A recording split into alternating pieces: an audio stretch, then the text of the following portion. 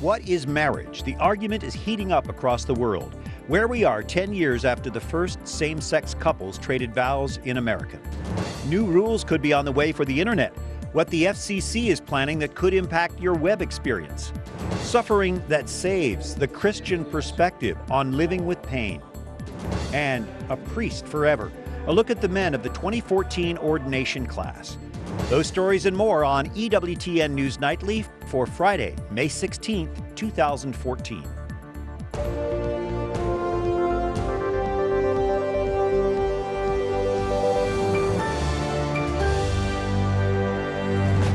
Good evening. Thank you so much for joining us from Washington, D.C. I'm Brian Patrick with our EWTN News Nightly team. Looking at news now, there is a deep divide in this country about the meaning of marriage. Much of it has to do with a controversial court decision that went into effect nearly 10 years ago. Our Jason Calvi is here tonight with that story. Jason? Well, Brian, 17 states and the District of Columbia allow gay couples to tie the knot. Fights even this week are challenging the traditional definition of marriage. Some say it's crucial for that definition to remain, but others are hoping for a repeat of May 17th, 2004. The day Marcia Hams and Susan Shepard became the first gay couple a government allowed to wed in our country. This after a ruling by the Massachusetts High Court. 10 years later, you can see the growth. The dark blue shows where gay couples can tie the knot. But 33 states in light blue uphold that marriage is between one man and one woman. I do think that marriage is defined by God, not by the court. Supporters of traditional marriage are fighting lawsuits in 30 states, including this week in Virginia. Judges have struck down traditional marriage laws in 7 states, including this week in Idaho. We won! We're ecstatic. Not so fast. No marriage licenses have been passed out yet. An appeals court temporarily put the Idaho ruling on hold. Just take it outside, take everything outside. And in Arkansas this week, more than 450 gay couples received marriage licenses after a judge's ruling there. Appeals and the debate continue.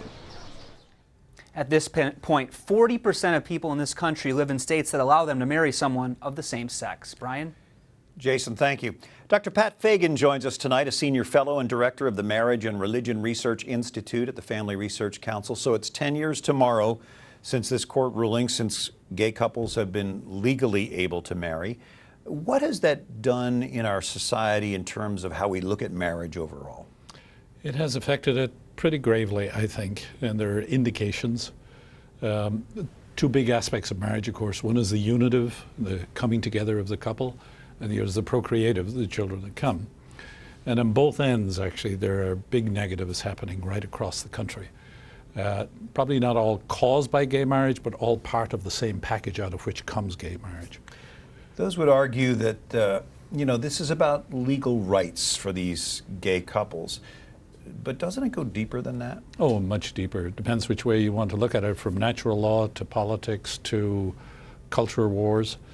I think the biggest aspect of what's driving it, most people are unaware of this, but there has been, since the French Revolution in the West, a war against the civilization that the church built. Starting very clearly, maybe even before that, but there's a very clear beginning with the French Revolution. You fast forward a bit to Marx, you fast forward to many others over the next 150 years. But Engels targeted both religion and the family, and the core of the family, of course, is marriage, as the 2 big obstacles to the socialist state. And all of this, actually, is just the latest unfolding of a pretty long-term agenda that's quite articulate in certain quarters and rather successful. Briefly, how important are healthy marriages to a society? Would we even have the society we have without them? No. The hidden gift that Christianity gave the West was the stability of family that came with monogamous lifelong marriage. Out of that come all economic consequences, IQ consequences, happiness consequences, reduction in crime, the whole lot. You look at any measure across society, the more stable marriage you have, and that by definition is the Christian marriage, the healthier the society is on every single outcome measured. All right, well, you've made some excellent points. We appreciate you being with us, Dr. Fagan. You're welcome. Thanks, Brian. Some other news that our EWTN News Nightly team has been covering in today's world now. This evening, life is slowly returning to normal at a Utah hospital. A man came into the emergency room this morning wielding a gun. Two probation officers who were in the hospital at the time shot and wounded the gunman. The two are on routine leave tonight while that shooting is investigated. And wildfires are still raging this evening in Southern California, although it's not as hot or windy as it's been throughout this week. The most dangerous fires are only 10% contained now, and as firefighters try to get them under control, questions remain about how those fires started. Fire investigators in San Diego County, California, are trying to figure out why so many fires sprung up at once. They say they're investigating whether arson may be involved. The fires have burned more than 15 square miles and destroyed at least 8 houses, 2 businesses, and an 18-unit condominium complex.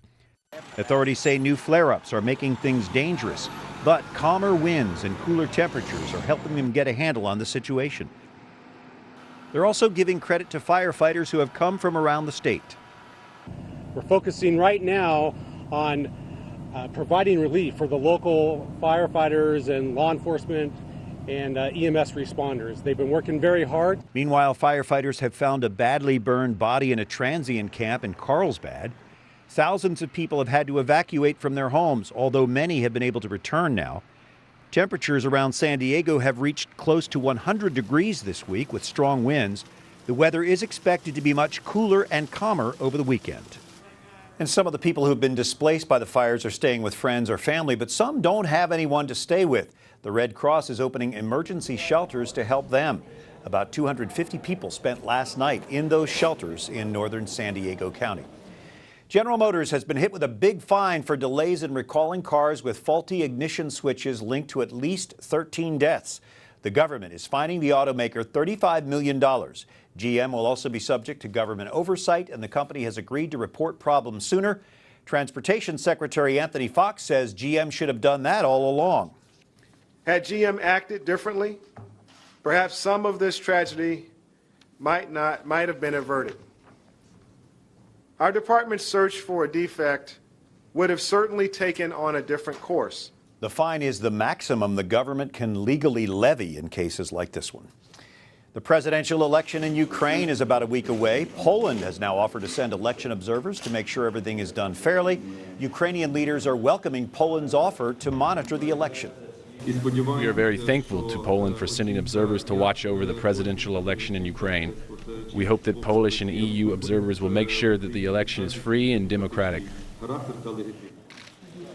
Polish officials have said they do not recognize the results of illegal referendums like the recent vote in Crimea to become part of Russia. In Turkey, it's chaos in the streets after the coal mine explosion that killed nearly 300. Demonstrators want government leaders to resign. They say the ruling party doesn't care about poor safety conditions in the mines. The government says it inspected that mine 11 times in 5 years and found no problems. But protests continue across the country as opposition to the prime minister grows. Back here in the States, we have our own uproar, this one about the care of veterans. This week, lawmakers demanded that Veterans Affairs Secretary Eric Shinseki to answer allegations of treatment delays and falsified patient records. Tonight, Michelle Sigona has another troubling story about a veteran from Vermont. Corinne Miner was a good soldier and a good family man, but the career soldier deployed overseas repeatedly and suffered a traumatic brain injury, as well as PTSD. He tried to commit suicide last September. He started to just feel lost and confused on what he should be doing. Always felt like when he was home, he needed to be overseas. Last month, he allegedly assaulted his wife and threatened to kill his family. Prosecutors say during that assault, he was shot and killed by his son, who came to his mother's aid. No charges have been filed. Miner had been getting therapy at the VA, but Amy says there were serious gaps in the care. It's either they're going to stick you in a room, inpatient, and we'll deal with you, or we'll see you when we can see you. And if that's once every 2 weeks or once a month, then that's what we're going to do. I don't know what the right answer is for what kind of care is needed for them, but you look to the professionals and what they were offering, like the VA system. It's not it. Amy Miner is now looking to the government for answers about her husband's care. we can't take care of our veterans, we shouldn't be sending them off to war. Like, it just doesn't make sense, you know? And because they're coming back and this is the result. She says everything that happened, that's not who he was. And Michelle, you can tell us about a resignation today in the Department of Veterans Affairs. Today, Dr. Robert Pencil, the Undersecretary for the VA, resigned. But, you know, he was already supposed to retire September 2014, so the president had already been looking into replacing him and has a nomination on the table. But Pencil and the VA Secretary, VA Shinseki, as we spoke about earlier, they were both on the hot seat this week, answering a lot of questions. There's a lot of veterans that really aren't getting the care that they need and have been complaining, and not a lot's been done about it. All right, so the announcement of this resignation might be designed to try to take some of that heat off. Do you think it'll work? Possibly. It's really hard to say. I think at this point, the committee is really looking into the problems, how are they going to fix it, and what's going to happen next. So hopefully at some point this year, there'll be more answers than questions. All right, a very busy week in Washington. We had Republicans in the House launch this investigation of the Benghazi attack. Of course, Hillary Clinton was Secretary of State. We've seen a whole lot more of her this week. Do you think there's political posturing going on here? Posturing? I'm not sure. A possible run for presidency? Maybe. It's really kind of hard to tell at this point, but, you know, earlier today, Hillary Clinton, was on The View for Barbara Walters' last day. Barbara Walters did ask her, "Are you planning to run for president?" And she said something to the effect of, "Running, yeah, that's something that I do." And then later on, Michael Douglas came on and said something to Barbara Walters saying, "You know, I think Hillary would make a great candidate and you would make a great vice president." Of course, Oprah was there too. Oprah was. She might want to run. You never know. You never know with this race. Well, we'll see what happens there. We're going to have more on Barbara Walters' retirement in just a little bit. Thanks, Michelle. We appreciate you. Coming up, some changes to the Pope's schedule over the next few days. We'll tell you what's behind the schedule shakeup. We have bills, rent, you know, health care, travel expenses, back and forth to work, and we can't do it off of $8 an hour. It's a fast food fight. We explore the new calls for restaurants to boost how much they pay workers.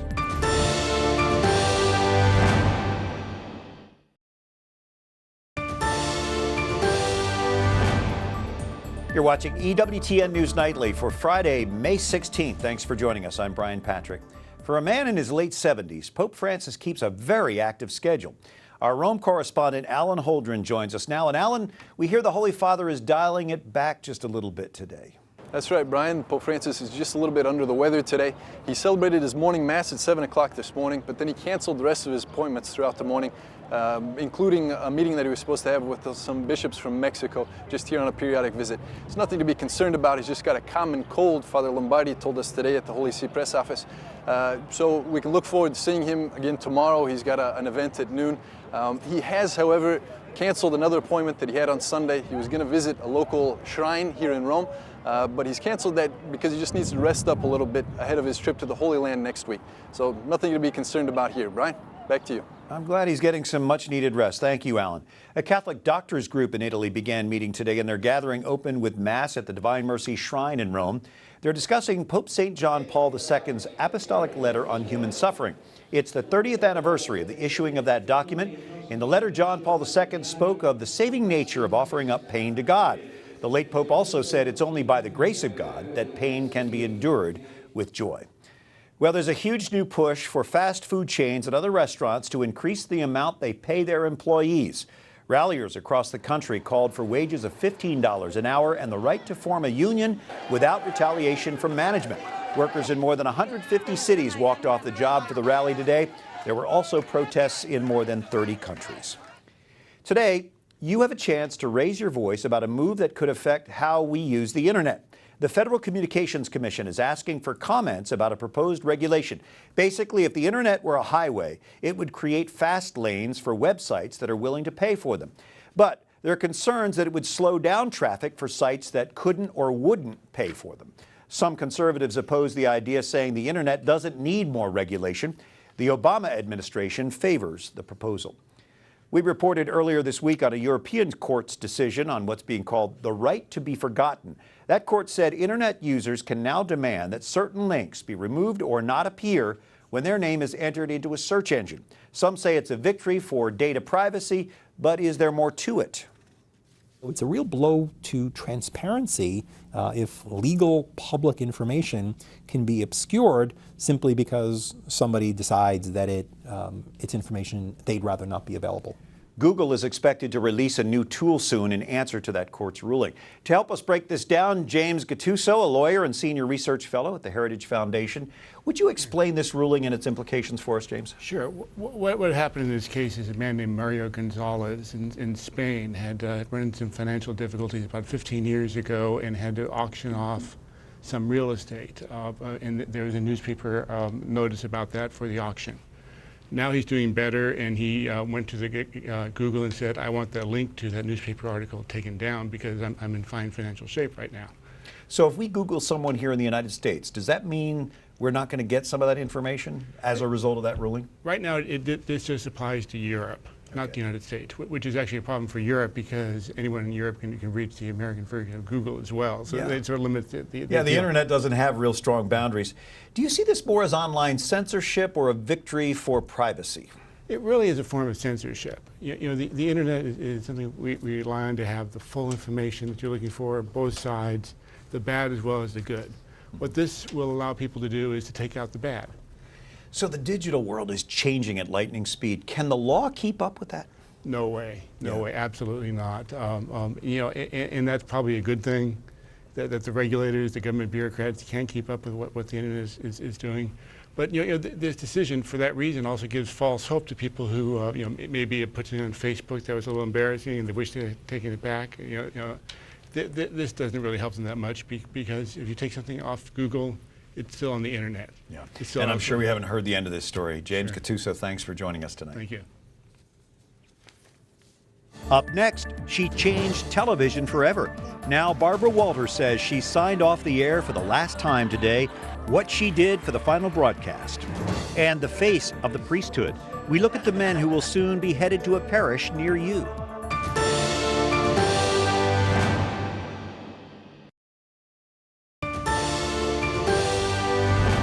Thanks for joining us for EWTN News Nightly on this Friday. Longtime ABC News personality Barbara Walters made her final appearance as co-host of The View today, marking her official retirement from TV journalism. Her final show aired today with surprise guest appearances from Hillary Clinton, Oprah Winfrey, and Michael Douglas, all of them complimenting her hard work over the years. Walters, who is now 84, says she hopes to be remembered as a good and courageous journalist. I'm sure she will. This week, our network, EWTN, is celebrating 2 awards, including one for Religious Television Station of the Year. The Catholic Academy of Communication Professionals sponsors the Gabriel Awards each year. The group recognizes broadcasters and programs that uplift and nourish the human spirit. EWTN was honored for the network's total programming and community service. And EWTN News Nightly was awarded a Gabriel in the category Single News Story Series National Release. The story first aired last October, highlighting St. Jerome Academy in Hyattsville, Maryland, focusing on the primary school's classical curriculum. So tonight, we want to revisit that award-winning report. As many Catholic schools struggle with declining enrollment and rising education costs, EWTN News Nightly's Wyatt Goolsby shows us why St. Jerome Academy is seen as a model for the nation. From the outside, it looks like any other Catholic school in the United States. Middle schoolers switching rooms between classes, kindergartners led by the hand to their next activity. But inside the classroom, things aren't as typical as they look. Could you say that with me, please? Theseus and the Minotaur. That's right, Theseus and the Minotaur. These first graders are writing the names, coloring the pictures, and explaining the story behind the classic Greek myth. Eaten by the Minotaur. Welcome to St. Jerome Academy in Hyattsville, Maryland. It's one of the first Catholic schools in the nation to develop and implement its own classical curriculum, and one of the only places you'll find first graders pointing out islands in the Ionian Sea. It's land that's all surrounded by water. Thank you, Claudia. 4 years ago, facing declining enrollment and funding, the parish community made the decision to switch from a more mainstream curriculum to a classical one. I've talked to a lot of parents who have become just so frustrated with the testing culture in schools, the prominence of pop culture that's somewhat negative for our students. Volunteers and teachers, along with scholars from nearby Catholic University of America, united to design a unique school plan. That plan has made St. Jerome's one of the go-to places for educators looking for a unique Catholic take on what's called the Latin Trivium. The Trivium is a medieval education plan focused on 3 disciplines: grammar, logic, and rhetoric. I think some people look at this and say, this is great. This is helping our children to learn what is good, beautiful, and true. Nowadays, these students are getting back to the basics, old school basics. Vis peccatoribus nunc et in hora mortis nostrae. Amen. Yes, you heard correctly. Students at an early age are learning Latin. So we had enrolled them in kindergarten, and we went to the orientation, and the teacher said, you know, well, we're going to be studying Latin. And I looked at my husband and said, yeah, right. You know, we'll see how that happens. But really, at the end of the first year of kindergarten, he had a good vocabulary of Latin words. Dr. Jem Sullivan, a theologian, is one of many Catholic parents who say it's the classical education with a focus on faith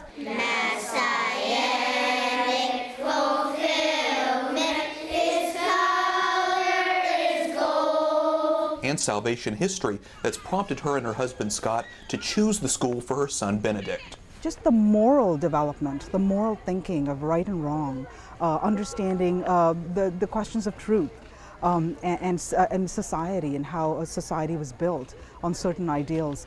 Those are things that he's learning in 2nd grade that I think is just wonderful. And it's been attracting a lot of the younger families, and it's been good for the school. Father James Stagg, pastor at St. Jerome's, says that since the school and parish adopted the new curriculum, they fielded phone calls from principals and superintendents across America who want to learn more about their program. It's like coming together. Many educators say it's not just historical facts or Latin vocabulary that makes the curriculum successful. History teacher Amy Clayton says the school's emphasis on developing critical thinking skills has created a more vibrant classroom. Our goal is for the children to read well, write well, speak well, and think well.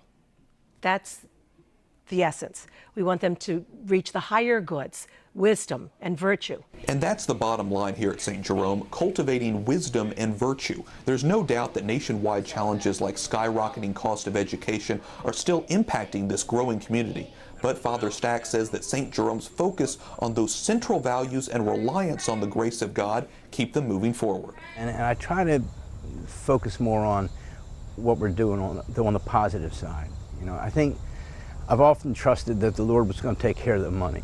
You know, and if we're faithful to what we're called to do, then we'll be able to continue, you know, serving, you know, the people.